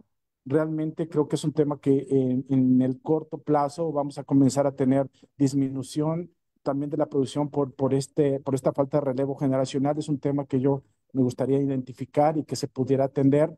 De igual manera, de incentivos un poquito más de con tiros de precisión. Realmente lo que estoy intentando sugerir es que cambiemos lo que de alguna manera se ha hecho durante muchos años y que sabemos que ya no resulta, invitarlos a una reestructura integral de alguna manera para que se pueda interesar a los mismos productores y continuar con este trabajo a futuro. Realmente sabemos que es un tema complejo, es un tema difícil, sabemos que no hay dinero para muchas de estas cosas, pero realmente creo que con las alianzas correctas, con una visión un poquito más realista, pudiéramos estar consiguiendo todo esto. Por otro lado, comentar, hay un tema que de alguna manera nos llama mucho la atención, que es el tema de las importaciones. Creo que ese tema no lo hemos comentado con su dimensión. En algún momento, en alguna reunión que estuve contigo, Héctor, lo hice mención y lo hice de una manera muy anticipada antes de estas movilizaciones. Se tiene que atender esto con mucha urgencia. O sea, no es posible que se estén importando, haya importaciones de maíces blanco y que haya inventarios de cosechas pasadas que no se hayan podido comercializar. Creo que como país esto no nos puede estar sucediendo. Realmente es una llamada de atención de donde necesitamos asegurar que todas las cosechas de los productores que hay en este país se garantice su comercialización por encima de las importaciones. Esto es una llamada de atención, ¿sí? Ya pasó en el ciclo pasado del otoño-invierno con los compañeros de Sinaloa y la idea es que no nos vuelva a ocurrir en la primavera-verano. Es de máxima urgencia atender este tipo de cosas, ¿no? Por otro lado, tocaste el tema del financiamiento. Creo que es un tema que se ha hablado a la ligera. Hay mucha profundidad en este tema. Yo, la verdad, digo, en el acercamiento que pudieras tener con todos estos actores que se dedican a la producción, es importante hacer un diagnóstico de en qué condiciones se encuentran, en las condiciones que de alguna manera tienen realmente hoy en día para tener acceso al financiamiento. Realmente, si se dan cuenta, este tipo de esquemas de financiamiento existentes no resuelven la necesidad de todos. O sea, hay muchas organizaciones, hay muchos productores en cartera vencida que realmente están desapareciendo por este tema. ¿Sí? Muchas organizaciones que están perdiendo sus activos, están perdiendo sus centros de acopio porque no han podido resolver esta situación. Entonces, este tema es de muchos detalles. O sea, si se dan cuenta, estamos hablando así como muy en lo general, pero si nos enfocamos en cada uno de los componentes que conforman la comercialización, organización de productores, financiamiento, políticas públicas, comercialización, logística, distribución, o sea, en todos estos temas hay detalles que atender. Entonces, la sugerencia que hago con mucho respeto a la Secretaría de Agricultura es: queremos una Secretaría de Agricultura más valiente, más comprometida, que escuche a todos, que le entre de frente a las cosas, ¿sí? Este trabajo sabemos que es muy adverso, realmente es una problemática acumulada que de alguna manera ahora les cayó en sus manos y yo creo que con los comentarios que hizo Héctor, se quedan cortos. O sea, realmente creo que las cosas así como los está visualizando hoy en día no se van a poder atender como quisiéramos. Cada vez que escucho, que veo al secretario de Agricultura, cada vez lo veo más cansado, más opaco. Y realmente creo que eso también es importante que se pueda visualizar. O sea, no está solo. Existen muchos actores que de alguna manera estamos con el compromiso a este gobierno y a resolver lo que realmente nos duele a nosotros, que es el tema de los productores. Entonces, es un llamado de atención, ver con más lupa todos estos detalles, estos temas, y que de alguna manera sepa este gobierno que realmente no están solos, pero que sepan escuchar. Sería ese mi comentario. Gracias, Tajín. Y el tema que introduces es el de organización de productores. Yo creo que es un tema en el que hay que seguir bordando. Eres parte precisamente de una organización. Nos seguiría en el uso de la palabra, Martín. Bien, muchas gracias. Miren, yo soy un poco pesimista, pero quiero aclarar que quisiéramos ser optimistas. Cuando menos cuatro de los que estamos aquí hemos luchado durante muchos años en la izquierda y al lado de las organizaciones rurales. Pero cuando veo que hay un presupuesto recientemente aprobado, limitado para la Secretaría de Agricultura, muy limitado, y querer hacer cosas diferentes, pues va a ser muy complicado. Eso en principio, ¿no? Algunos datos que daba ahorita Héctor, ¿no? Que a mí me preocupan. Cuando habla de la tecnificación de riego de 200,000 hectáreas, bueno, pues tenemos 6.5 millones de hectáreas de riego. Tecnificar 200,000 no impacta. El volumen que quieren recuperar es muy pequeño para el problema que tenemos en el campo. Eso lo recuperaríamos cerrando cuando menos los 5,000 pozos ilegales en Chihuahua, ¿no? O sea, es simbólico lo que están haciendo. Con ese presupuesto solamente vamos a alcanzar para el 48% de los productores del país, en apoyos de 14,000 pesos por productor, pero se nos quedan fuera el 62% sin apoyo. Y estoy hablando de los ganaderos, de los productores de más de 10 hectáreas de riego, estoy hablando de otros productores que no están en el esquema de apoyos. Y seguir concentrando los apoyos en 90,000 productores de todo el tema de precios de garantía. Mencioné un tema de cambio climático. Déjenme nomás retomarlo brevemente. Miren, la crisis hídrica que tuvimos en años recientes limitó la producción de maíz en Sinaloa. Y no es porque no lloviera en Sinaloa, ¿eh? Es porque no llovió en la Sierra Tarahumara. Pasamos de 6 millones de toneladas que producen los sinaloenses a 2.4, 2.5 millones, 2.2 millones de toneladas por falta de agua que no llovió en la sierra, en el bosque de Chihuahua, y que el sistema de presas de Sinaloa no se llenaron y nos metió en un conflicto de una disminución de 4 millones de toneladas de maíz blanco. Entonces, ¿qué planteo yo? Tenemos que ordenar el ingreso mínimo del bienestar campesino. Tenemos que construir una fórmula, así como se construye la línea de pobreza, y aquí Armando nos puede ayudar mucho, en tener el ingreso mínimo del bienestar campesino, y hay que definirlo si es el 20 o el 30% del, de utilidad o de rentabilidad por hectárea al productor. Tenemos que hacer para esto una planeación nacional de la agricultura para ordenar los mercados regionales. Tenemos que establecer los costos de producción antes del ciclo agrícola para ordenar los insumos principales, ¿no? El fertilizante, las semillas, tener cuando menos un tablero de control que defina los costos de producción regional anual, ¿verdad? Sin aumentos de los insumos a mitad de ciclo. Está complicado que yo diga, voy a invertir 50,000 pesos por hectárea de maíz de riego, de bombeo, y a mitad del ciclo me digan, oye, es que aumentaron los agroquímicos, o aumentó el fertilizante, o aumentó otro de los insumos importantes, aumentó el transporte. Entonces, tenemos que tener un tablero de control permanente para evitar esos sobresaltos, ¿no? Tenemos que ordenar todo el sistema de transporte, ¿no? Fletes terrestres, fletes cortos por carretera y por tren. Los mercados regionales del grano, tenemos que trabajar más en ese tema. No es posible que mandemos maíz de Sinaloa a Puerto Progreso, en Yucatán, cuando ahí tienen la Frailesca, tienen otras zonas que pueden abastecerlos, propio Campeche, ¿no? Entonces, y que traigamos maíz tengamos esa movilización de los productos agrícolas sin un control nacional de la planeación, y el que define la movilización agrícola sean los grandes acopiadores de las cosechas. Tenemos que empezar a redefinir, y tú lo conoces, Héctor, el tema de agricultura por contrato, pero regulada por la SADER, y la cobertura de precios, saber dónde sí y dónde no, en qué estados sí nos conviene, en qué estados no, por las bases, las debilidades que tenemos del tema de la definición de bases, las distancias. Redireccionar el financiamiento de FIRA. Tenemos que poner, a ver, cuando menos tal porcentaje de FIRA se destina a los productores, a los productos básicos de este país.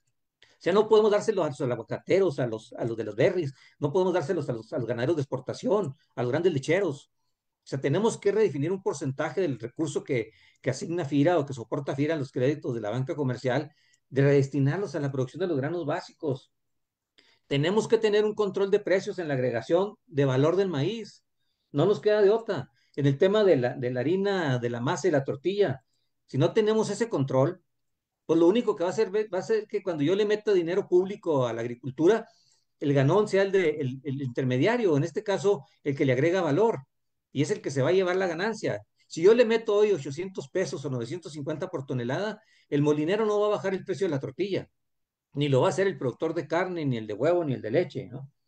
Tenemos que ordenar todo el tema de la producción, les digo, de la proteína animal, ¿no? Y bueno, sé que es topar duro con San Juan, con Bachoco, con el Pringling, con su carne, con la Alpura, ¿verdad? Pero tenemos que hacerlo, igual con lo de aceites vegetales y almidones. Tenemos que tener una reserva estratégica. Si en este país tuviéramos un problema de cambio climático, no tendríamos alimentos para 4 meses de reserva estratégica y tenemos que empezar a construirla. Entonces, yo sé que hay muchos retos. El principal es el presupuestal, pero yo digo que el presupuesto nunca va a alcanzar. Entonces, ordenamos el mercado y buscamos nuevas fórmulas, las construimos en unidad, sin excluir a nadie, y nos escuchamos todos y empezamos a construir la metodología. Y creo que en esto, Armando, tú tienes mucha experiencia con Neval, ahora con los compañeros del INEGI, para construir las fórmulas necesarias del ingreso campesino, del tema de la intermediación, de la agregación de valor, y creo que podemos también redefinir el tema del financiamiento rural, ¿no? Hacia dónde se debe de dirigir. A eso llamo yo. Les digo, soy pesimista en algunos datos que daba Héctor. Creo que vamos a alcanzar el tema de producción de leche, sí, pero con los grandes oligopolios de la leche, con los socios de Alpura, de Lala, no con los pequeños campesinos o pequeños productores. ¿Sabes cuántos productores le venden a Liconza? ¿Tiene alguien el dato? 2.800 productores en todo el país son los que surten a Liconza, productores lecheros, eso es eh, realmente un esfuerzo muy pequeño, ¿no? Es como el del café del bienestar. Armando conoce bien el sistema cafetalero de este país y cuando uno ve los frascos de café que van a llegar a las tiendas del bienestar, pues la verdad es que no lleva ni el 10% de productores de cafeticultores de este país. Entonces, tenemos que redefinir el tema de la agricultura nacional. Es un gran debate, más grande que el que se dio en el 2003 con el campo no aguanta más. Es mayor el reto y tiene que incluir a todos los sectores, sin excluir a nadie. Sí, creo que sí, yo sostengo que hay que la política de bienestar hay que sostener a los pequeños productores, pero no hay que excluir a los del medio y sí hay que ver cómo limitamos a los grandes agroexportadores de este país. Son los beneficiarios del Telecán, del Temec, son ellos los que tienen el financiamiento, son ellos los que han tenido las oportunidades del 94 para acá. ¿Sí? Y en estos 30 años de neoliberalismo creo que no hemos hecho los ajustes necesarios y es el momento, antes del proceso electoral, de empezar una gran discusión nacional con el sector campesino, con los investigadores, con la academia, con la cadena de intermediación de agregación de valor y con todos los actores, los legisladores, tanto de la Cámara de Diputados como el Senado, para construir fórmulas que resuelvan la situación de este país. Hasta ahí le dejo por el momento y creo que ojalá y tengamos otros espacios de conversación. Muchas gracias, Martín. Efectivamente, por el momento, yo creo que este ciclo va a terminar con la intervención ahora de Héctor, pero tomamos el reto de ver qué temas específicos, un poquito más aterrizados, con menos quizá amplitud, pero más profundidad, pudieran proponerse para pláticas posteriores. Entonces, cierras esta primer debate sobre este tema. Héctor, por favor. Muchas gracias. Escuché con mucha atención a mis compañeros. Voy a intentar dar una respuesta a los temas que no están íntimamente vinculados con maíz y después centrarnos en maíz y igual y si nos da un poquito de tiempo podemos platicar un poco más. Sobre leche bienestar y café para el bienestar, pues hay consideraciones bien importantes de la implicación social, porque no es la agricultura per se, sino el agricultor a través de la agricultura. ¿Cómo puedes incidir en mejorar la calidad de vida del productor? El programa de Café para el Bienestar, pues sí atiende a un grupo pequeñito, ¿no? Si tú ves la dimensión nacional de la producción de café, pero resolvió un problema muy grande de comercialización de la montaña de Guerrero. Y además es un proyecto muy exitoso desde las tiendas del bienestar, al igual que el chocolate para el bienestar. Y aunque las capacidades son, más bien, las necesidades son enormes, en el proyecto social específico que se buscaba atender, ha sido un gran acierto de la presidenta, acompañada desde Alimentación para el Bienestar. Leche para el Bienestar. Leche para el Bienestar está a punto de convertirse en el segundo principal procesador y comercializador de leche.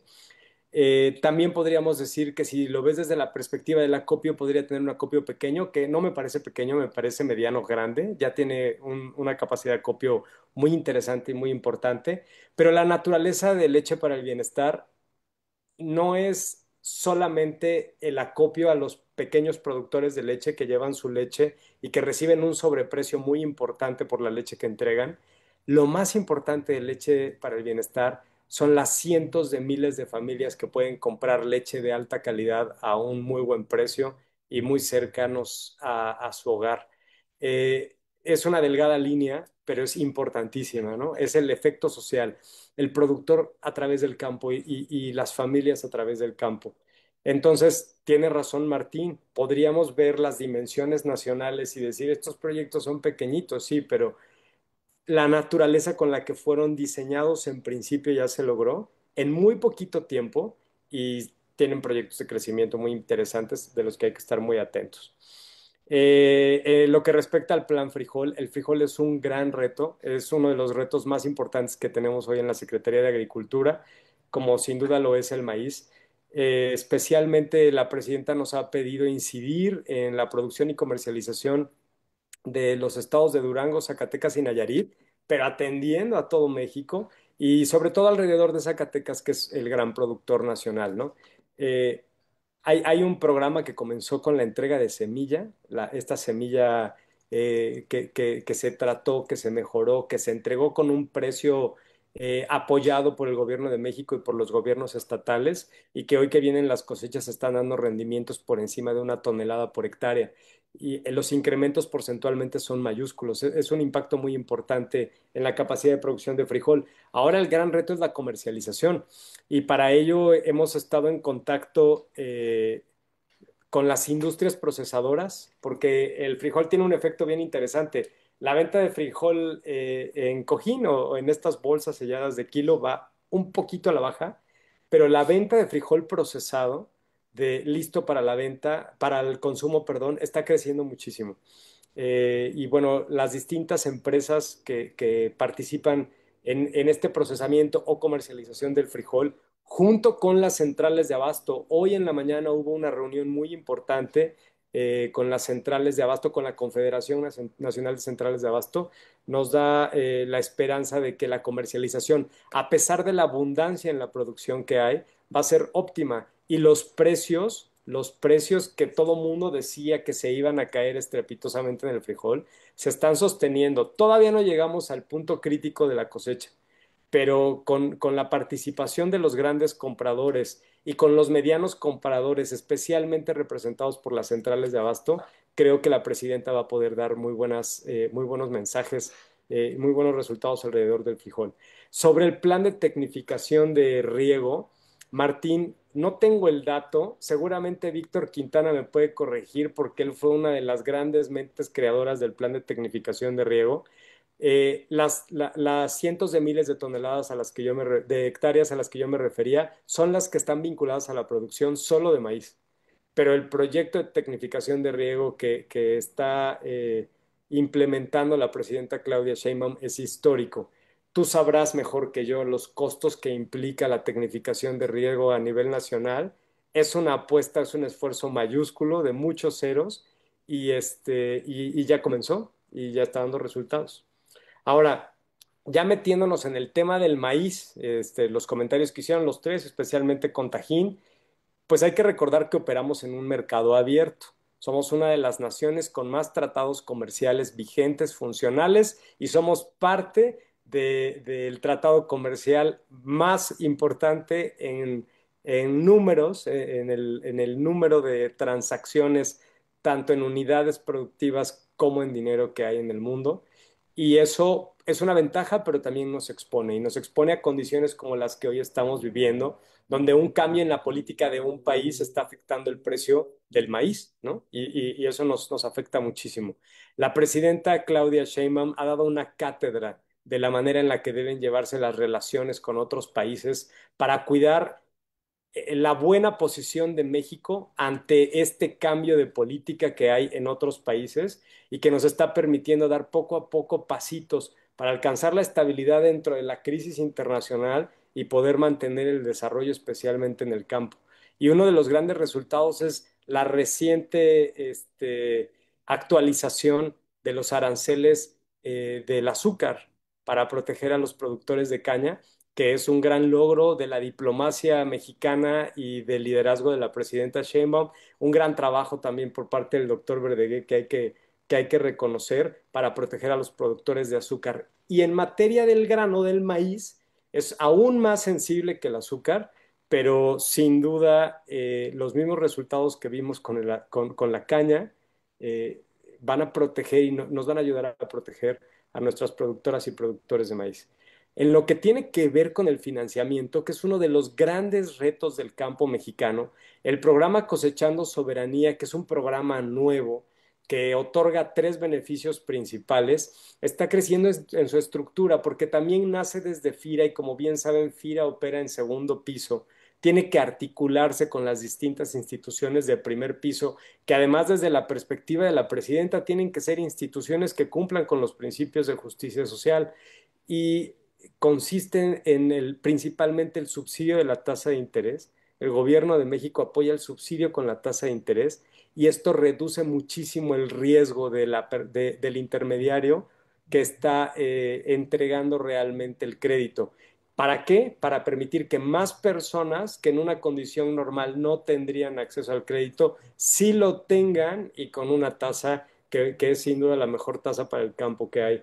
Viene acompañado de manera gratuita con un seguro y también con la opción de coberturas, ¿no? Entonces, este sistema ya está funcionando, ya hay derechohabientes que ejercieron su derecho al crédito y que están aprovechándolo. La estructura está creciendo rumbo a la siembra del otoño-invierno, ¿no? Porque aprendimos, lo echamos a andar, aprendimos, lo mejoramos de la mano de las instituciones financieras y ahora hacia el otoño-invierno Cosechando Soberanía viene fortalecido y creo que nos va a ayudar a dar un acceso más rápido, más sencillo y más barato al financiamiento para todos los productores y por supuesto con un énfasis en los pequeños, porque es a quienes hoy se les dificulta acceder al crédito y entonces tienen que acceder a fuentes informales de crédito que todos sabemos que son muy caras, ¿no?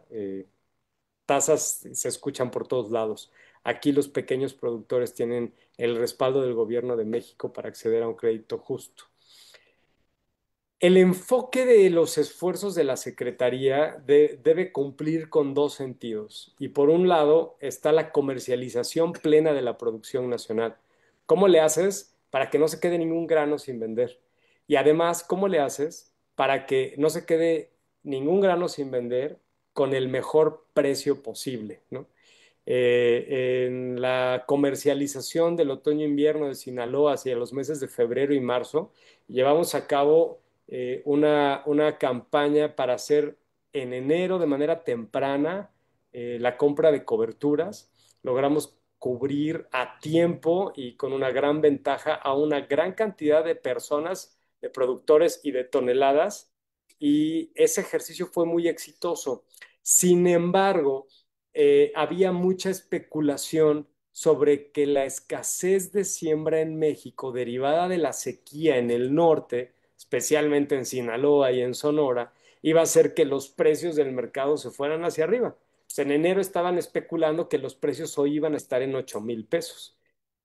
Nos lo dijeron, compañeros productores me lo dijeron a mí, al secretario, en el mes de enero, febrero, tu programa no va a servir porque me estás protegiendo en este precio y cuando llegue la cosecha y con la sequía los precios van a estar por encima de los del 2017. Nosotros les dijimos que no iba a ser así, acompañamos la comercialización, lo seguimos haciendo y todos conocemos que el mercado cambió drásticamente, porque sí, el OI 24-25 vino a la baja, pero hoy el OI 25-26 viene a la alta por las fuertes lluvias que tenemos y las presas están llenas en Sinaloa, ¿no?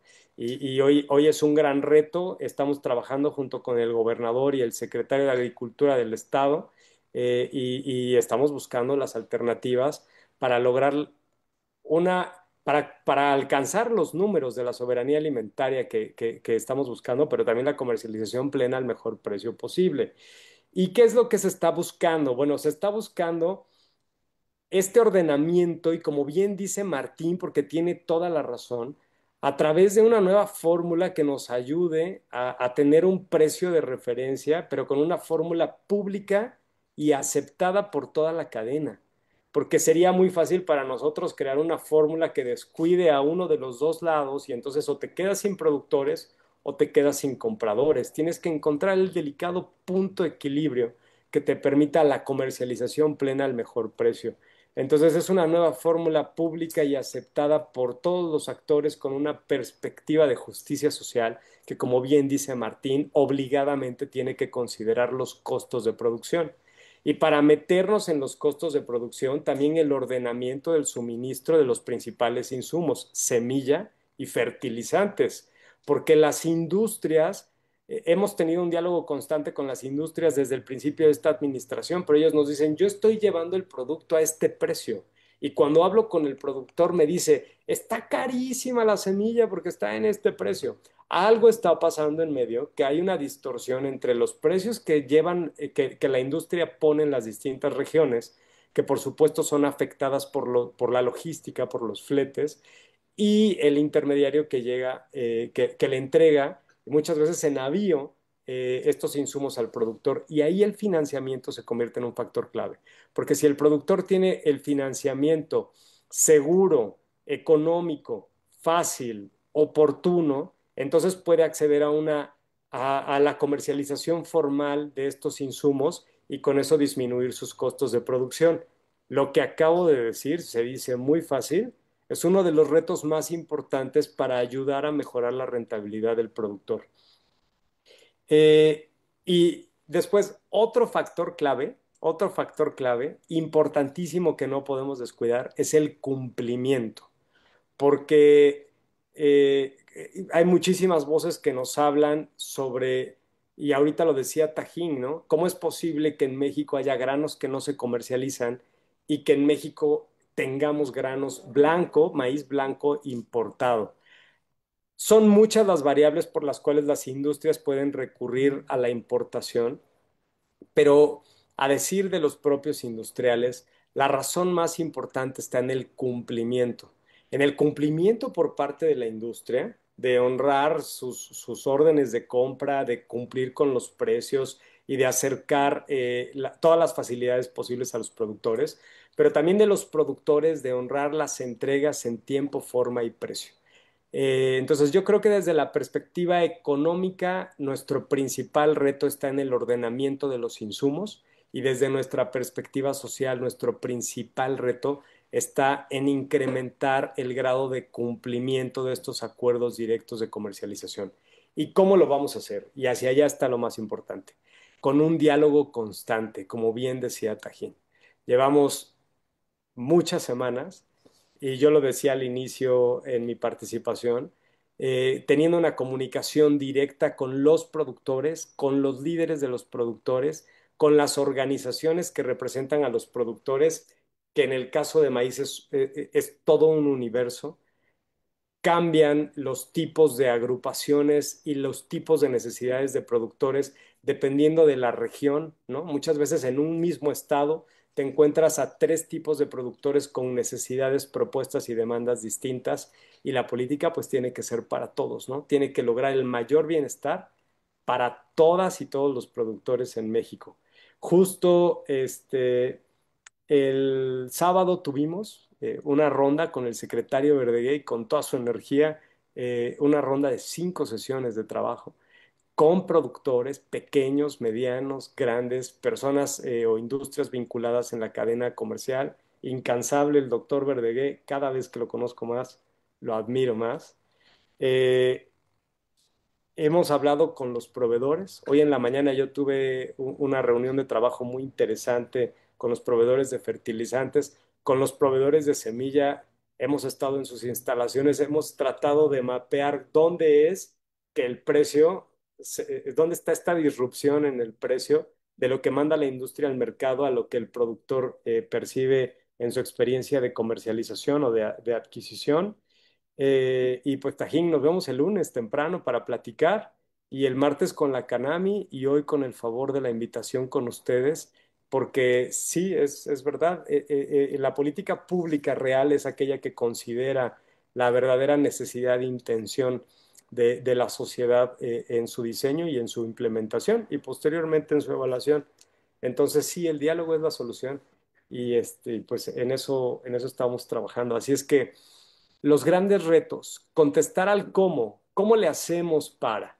¿Cómo le hacemos para elevar el nivel de cumplimiento en los acuerdos directos de comercialización de los productores y de los industriales? ¿Cómo le hacemos para que estos programas de acceso al crédito lleguen a todos los productores y que todos los productores sepan que el gobierno de México está construyendo condiciones para que tengan financiamiento rápido, económico y seguro? ¿Cómo le hacemos para tener una fórmula que sea transparente y conocida por todos los actores de la cadena y que permita ordenar el mercado para sustituir la importación con la comercialización plena nacional? ¿Y cómo le hacemos para que todas las voces nos sumamos para construir la soberanía alimentaria de México? El maíz blanco es uno de los productos en los que México tiene autosuficiencia, pero queremos construir soberanía y pues sí, eso solo se hace dialogando, construyendo y trabajando de la mano. Así es que, pues nuevamente, gracias Armando, es un honor trabajar en esta mesa contigo y con todos los que nos acompañaron. Y yo personalmente estoy a la orden de todos y de todas las que nos escuchan para escuchar sus ideas, para enriquecer este proceso de planeación y para llevar al escritorio del secretario Verdegué, que está atento a todas las propuestas, las mejores ideas para tener un sistema que ordene la producción del maíz y su comercialización con justicia social. Muchas gracias, Héctor. Pues hemos cerrado este primer ciclo. Yo creo que esto apenas empieza. Me refiero a este tipo de reflexiones y de debates que van más allá, mucho más allá de la coyuntura. La coyuntura es una circunstancia creada por una situación excepcional, la abundancia de granos, particularmente de maíz en México y en el mundo, y el desplome de los precios, pero esto pone en evidencia muchas cosas más que estaban ahí. Y hay algo que dijo Víctor al principio, yo quisiera retomarlo. No voy a hacer un resumen de lo que se ha dicho, sería absolutamente imposible, pero es la emergencia del campo de nueva cuenta. No creo yo que la cuarta transformación sea un proceso en el que el campo haya sido marginado, olvidado, ignorado, invisibilizado, pero sí se le han dado ciertas prioridades de combate a la pobreza y de atención a ciertos sectores y a ciertas regiones. Hoy aparece el otro campo, el campo de las clases medias, para hablar en los términos en los que habló Víctor, en los que también habló Martín, de los productores medianos y una parte de los grandes, de los productores familiares. El concepto de productor familiar, que no es el minifundista de menos de 5 hectáreas o de menos de 10, y estos están apareciendo, estos son los que hoy están protagonizando este movimiento, y creo que esto significa un replanteamiento, un planteamiento que considere no solo el bienestar de las familias, no solo la conservación del medio ambiente, sino la rentabilidad. Y hay un problema de rentabilidad complicadísimo, por todo lo que ustedes han dicho, que es la condición para que el productor mediano siga produciendo.